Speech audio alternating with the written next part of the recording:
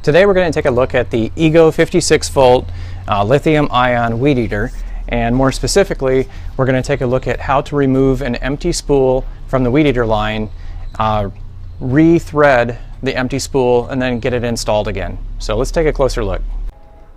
Okay, the first thing you're going to want to do is actually take this whole top housing here off, and there's these two buttons, one on each side, and you push the tabs in, and then it allows this whole top piece to come off here. So you can kind of see how that works. And here's your empty spool. The next thing we need to do is take some bulk line, which you can buy at Home Depot, Lowe's, Amazon, any hardware store actually. So you're going to take this bulk line, and you'll want to look for the right size line because there's different diameters. The spool holds 16 feet, so it's actually 8 feet on each side. So the easy way that we found to measure out the line is we measured out a board that one side, one short side and one long side is 1 foot.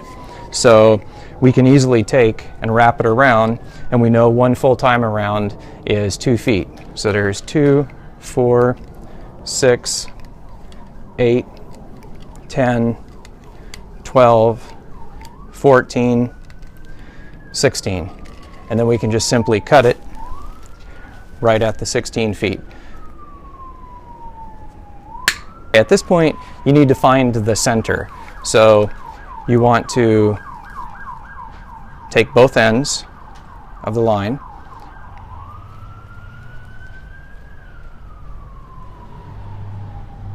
put both ends of the line together, and then I just kind of run the line through my thumb here so I can find the exact center of this line. Okay, now let's take a close-up and show you the spool and how we put this on the spool.